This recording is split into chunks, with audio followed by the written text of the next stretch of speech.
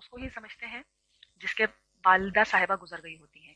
عام لینگویج میں تو ہمیں اسی طریقے سے سمجھایا گیا تھا کہ جب والد صاحب گزر جاتے ہیں اور وہ بچے بالغ نہیں ہوئے ہیں تو وہ یتیم کہلائیں گے، اور اگر والدہ صاحبہ گزر گئی ہیں اور وہ بچے بالغ نہیں ہوئے ہیں تو پھر وہ مسکین کہلائیں گے. تو لیکن اس کی ڈیفینیشن ہمارے معاشرے میں کچھ الگ ہی انداز میں کی جاتی ہے کہ مسکین شاید اس کو سمجھا جاتا ہے جس کے پاس کھانے پینے کا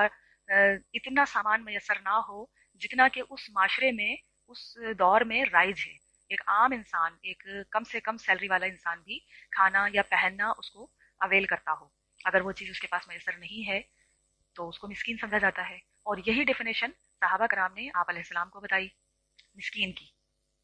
لیکن جانتے ہیں نبی کریم صلی اللہ علیہ وآلہ وسلم نے مسکین کے بارے میں کیا ڈیفینیشن بتائی ہے؟ نبی علیہ السلام نے کہا کہ نہیں، میری امت کا مسکین وہ شخص ہے جو اللہ کے حضور روز محشر اس حال میں پیش کیا جائے گا کہ جب اس کے اعمال تولے جائیں گے تو پہاڑوں کے برابر اس کی نیکیاں نکلیں گی. اس نے فرائض ادا کیے ہوں گے، نمازیں نوافل ادا کیے ہوں گے، روزے حج عمرے کیے ہوں گے، صدقات اور خیرات دی ہوں گی،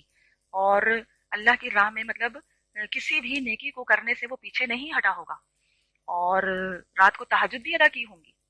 لیکن وہ اللہ کے حضور وہ نیکیاں پہاڑوں کے برابر جو نیکیاں ہوں گی نا، وہ اللہ تعالیٰ اس کی راکھ بنا کر اڑا دیں گے. کتنے افسوس کی بات ہوگی نا اس شخص کے لیے جس نے ساری زندگی بھی عبادات میں ہی لگا دی اور آخرت میں کوئی اس کو پھل بھی نہ ملا. مطلب کوئی کسان زمین میں بیج لگاتا ہے، کھیتی باڑی کرتا ہے، زمین کو اور اس بیج کو سینچتا ہے، اس کے پھل میں اضافے کے لیے بارش کی دعائیں بھی کرتا ہے، پھر بارش بھی ہو جاتی ہے اور پھل بھی دگنا آتا ہے، اس کے باوجود اس کی فصل سڑ جائے، وقت پر بھی اس کی کٹائی نہ کر سکے. تو یہی مثال نبی علیہ السلام نے ایک اس عمل کرنے والے مسلمان شخص کی دی ہے اللہ کے حضور. اور وہ شخص کیسا ہوگا جس کی پہاڑوں برابر نیکیاں راکھ بنا کر اڑا دی جائیں گی. راکھ کی مطلب کیا وقت ہوتی ہے نا، ہلکا سا آپ جیسے کچن میں ابھی گیس جو ہے وہ بہت پریشان کرتی ہے، تو عموماً ہم لوگ گیس تھوڑا سا اگر استعمال کرنا ہو، چائے وغیرہ بنانی ہو، بچے کے لیے دودھ گرم کرنا ہو، تو کاغذ یا گتے وغیرہ جلا کر اس کو پراپر طور پر گیس کا انتظام کر لیتے ہیں تھوڑی دیر کے لیے وقتی طور پر. پھر اس کے بعد جو راکھ ہوتی ہے چولہے میں، اس کے چولہے کی ٹرے کو نکالنے کے لیے یا اس کی صفائی کرنے کے لیے جو ہم صافی یوز کر رہے ہوتے ہیں نا، اس کے ہلانے سے بھی وہ راکھ اڑتی ہے. اتنی بے وقت ہوتی ہے وہ راکھ. اور اس راکھ سے مثال دی ہے نیکیوں کی، تہجد کی، حج عمرے کی، ایون کہ اللہ کی راہ میں جہاد کرتے ہوئے شہید ہو جانے والے شہید کی بھی مثال اسی انداز میں دی گئی ہے. کیونکہ بخاری مسلم کی حدیث مبارکہ ہے، نبی علیہ السلام نے فرمایا کہ اللہ کے حضور جہنم میں ڈالے جانے والے 3 اعمال کرنے والے اشخاص ہوں گے. وہ 3 اعمال اس دنیا میں اگر دیکھا جائے تو اس سے بڑھ کر کوئی اور عمل ہو ہی نہیں سکتا. ان 3 اشخاص کی کوالٹیز کیا بتائی ہیں، کیا اعمال کرتے تھے؟ نبی علیہ السلام نے فرمایا کہ جہنم میں ڈالے جانے کے لیے سب سے پہلے ایک شہید کو اللہ کے حضور پیش کیا جائے گا. اب بظاہر دیکھا جائے تو دنیا میں اس نے شہادت کا درجہ حاصل کیا ہے، کرام کاتبین نے بھی اس کو شہید لکھا ہوا ہے، لیکن اللہ کے حضور جب اسے پیش کیا جائے گا، اللہ تعالیٰ کہے گا ہاں بھائی دنیا میں بھیجا تھا، زندگی دی تھی، کیا کیا؟ آخرت بنانے کے لیے کیا کیا؟ اور وہ شخص بڑے کانفیڈنس کے ساتھ کہے گا کہ یا اللہ زندگی تھی تیرے نام پر لٹا دی، اور کیا کرتا؟ تو اللہ تعالیٰ جواب دیں گے نہیں، تو زمین اور آسمان کو دھوکہ دے سکتا ہے، اللہ کو کوئی دھوکہ نہیں دے سکتا. یہیں تو جا کے ساری پکڑ ہو جاتی ہے کہ ہم جتنے بھی تیز ترار چلاک مکار یا انٹلیکٹ جو کچھ بھی ہیں، وہ ہم اپنے آپ کو دھوکہ دے رہے ہیں. اگر ہم نے اللہ کے معاملے میں ذرہ برابر بھی یہ گمان کر لیا کہ شاید کہ میں اس طرح آنکھ بچا کر بچ جاؤں، اللہ تعالیٰ کہے گا یہ تو نے شہادت کا درجہ حاصل کیا ہے نا دنیا میں، واہوائی حاصل کرنے کے لیے، دنیا میں بڑا بہادر نام کہلوانے کے لیے، تجھے نشان حیدر کا لقب مل تو گیا، تیری قبر پر بڑا سا خطبہ لگا ہوا تھا، تیرے کو لوگ بڑی شان و شوکت کے ساتھ نام لیا کرتے تھے، بس مل گیا تیرا اجر تجھے دنیا میں ہی. اب میرے حضور تیرا کوئی اجر نہیں ہے، اوندھا منہ کر کے اس کو جہنم میں ڈال دیا جائے گا. افسوس کی بات ہے کہ ہم لوگ عمل بھی کریں اور پھر بھی مارے جائیں، مطلب دریا کے کنارے پیاسے مر جائیں. یہ وہ والا حال ہونے والا ہے. اور اسی چیز سے اللہ کی خوف انسان کے دل میں آنا چاہیے، اور اللہ تعالیٰ نقطہ نواز ہے، اس اعتبار سے اللہ کی طرف محبت بھی آنا چاہیے. اسی طریقے سے مطلب اس کو ڈیٹیل سے کئی بار ذکر کر چکی ہوں، الحمدللہ تمام بہنیں اس حدیث سے مبارکہ سے واقف ہوں گی کہ دوسرا شخص جو ہوگا بہت سخی ہوگا، اور اللہ تعالیٰ اس سے پوچھیں گے ہاں بھائی دنیا میں بھیجا تھا، بڑی دولت دی تھی، بڑی تیرے پاس جو ہے وہ مال تھا، اسباب تھے، بڑی بڑی فیکٹریز تھی، بڑی تو نے انڈسٹریز لگا لی تھی، کیا کیا؟ اور وہ شخص کہے گا کہ بہت اللہ تیرے نام پر میں نے بہت سبیلیں بنوائی، مسجد میں وضو خانے بنوائے، مسجد میں صفے بچھوا دی، مسجد میں جتنی لائبریریز تھی میں نے ہی وہ وقف کروائی تھی، اور تجھے یقین نہیں ہے تو دیکھ لے وہاں پر میں نے میرے نام کی نیم پلیٹ بھی لگی ہوئی تھی۔ آج کل کوئی چندہ دیتا ہے تو اپنے نام کا اعلان کرواتا ہے نا، فلاں بن فلاں نے اتنے اتنے روپے کا صدقہ دیا ہے، اللہ تعالیٰ ان کی تمام دکھ تکلیف پریشانیوں کو دور فرمائے۔ جو اعلان کرنے والے صاحب ہوتے ہیں وہ بڑے لمبے چوڑے نام کے ساتھ، جتنا لمبا نوٹ اتنی لمبی دعا، ایسا ہی ہوتا ہے نا دنیا میں۔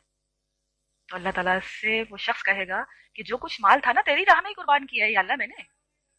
اور کیا کرتا میں؟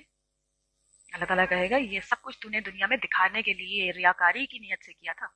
تجھے دنیا کے سارے بڑے بڑے لوگوں کے نظر میں اپنی عزت بنانی تھی، بڑا سخی تجھے کہلوانا تھا، اس لیے تو یہ عمل کیا کرتا تھا۔ اللہ تعالیٰ اس کو بھی اوندھا منہ کر کے جہنم میں ڈال دے گا۔ اور اسی طریقے سے ایک ہے قرآن کا قاری، اور یہ بولتے وقت مجھے بڑا خوف آتا ہے، اللہ تعالیٰ ہم لوگوں کو اس قسم کا قاری بننے سے بچا لے رب العالمین۔ قرآن کا قاری کا مطلب صرف قرأت کرنے والا نہیں ہے، قاری قرآ کا لفظ جو ہے نا وہ عربی لنگوسٹک کے اعتبار سے قرآ کہتے ہیں اس کا بلند مفہوم بیان کرنے والا۔ قرآن خوانی کا بھی یہی مفہوم نکلتا ہے، اس کو خوان پھیلانے والا۔ دسترخوان ہوتا ہے نا ہم لوگوں کا، ہم اس کو ہاتھ سے بچھاتے ہیں اور پھر لمبا کرتے ہیں، اسی طرح قرآن خوانی ہو یا قرآن کا قاری ہو، اس کے لیے بھی یہی مفہوم، یہی معنی نکلتے ہیں کہ وہ قرآن کو اپنی دنیاوی منفعت کے خاطر بیچ دیا کرتا تھا۔ آپ قرآن کو فزیکلی یوں کر کے ہدیے کے طور پر بیچنا کہ ایک مصحف ہے اور اس مصحف کا ہدیہ جو لیا جا رہا ہے، فار ایگزامپل 2000 یا 2200 روپے لیا جا رہا ہے، وہ قرآن کو بیچنا مراد نہیں ہے یہاں پر، بلکہ قرآن کو بیچنے سے مراد یہ ہے کہ قرآن کے اندر جو اللہ نے مفہوم بیان کیا ہے اس کو اس کی اصل جگہ سے ہٹا دینا، کہ اس کے اپنے اصل ٹھکانے سے ہٹا دینا، اس کا جو اوریجنل ٹیکسچر ہے نا اس کو بدل دینا۔ تو وہ قرآن کا قاری جو تھا وہ دنیا میں قرآن سے اس طریقے سے دنیا کما رہا تھا۔ تو اللہ تعالیٰ اس کے لیے پوچھیں گے ہاں بھائی دنیا میں کیا کر کے آئے ہو اللہ کے لیے، آخرت کے لیے، اپنے لیے کیا کر کے لائے ہو؟ بیسیکلی ہم سمجھ رہے ہوتے ہیں نا ہم نے نماز پڑھی اللہ کے لیے، قربانی دی اللہ کے لیے، صدقہ خیرات کیا اللہ کے لیے، بلکہ اوریجنل میں دیکھا جائے تو ہم یہ سب کچھ اپنی آخرت کے لیے کر رہے ہوتے ہیں، لیکن سمجھ رہے ہوتے ہیں کہ بس حج عمرہ کر لیا نا، بڑا اللہ پہ احسان کر دیا۔ اگر اس نے دنیا میں بڑا اپنے آپ کو شیخ، مبلغ، حاجی یا کہنا چاہیے کہ قرآن کا بہترین معلم کہنے کے لیے، کہلوانے کے لیے، بتانے کے لیے، بڑی بڑی لمبی لمبی دمیں اپنے نام کے ساتھ لگوانے کے لیے، دعوت برکات مالیہ، مدہ ذلہ، یہ ساری چیزیں اس نے اپنے نام کے ساتھ جوڑنے کے لیے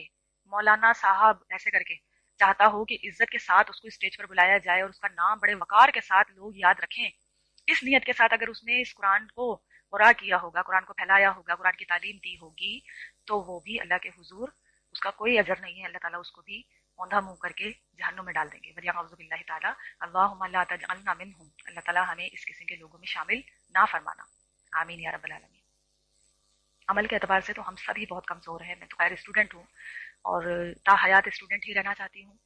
کیونکہ اسٹوڈنٹ کے لیے اللہ تعالیٰ نے بڑی نویدیں سنائی ہیں، بڑی خوشخبریاں سنائی ہیں کہ جو اللہ کی راہ میں علم حاصل کرنے کے لیے ایک لفظ بھی سیکھنے کے لیے اگر نکلتا ہے تو وہ اللہ کے حضور شہید ہی کہلائے گا اگر موت بھی آ جائے اسے تو۔ اور راستے میں بھی فرشتے اس کے لیے پر بچھاتے ہیں، اس محفل کو بھی فرشتے اپنے رحمت کے سائے میں پروں سے ڈھانپ لیتے ہیں۔ تو اسٹوڈنٹ کے لیے تو بڑی خوشخبریاں ہی خوشخبریاں ہیں۔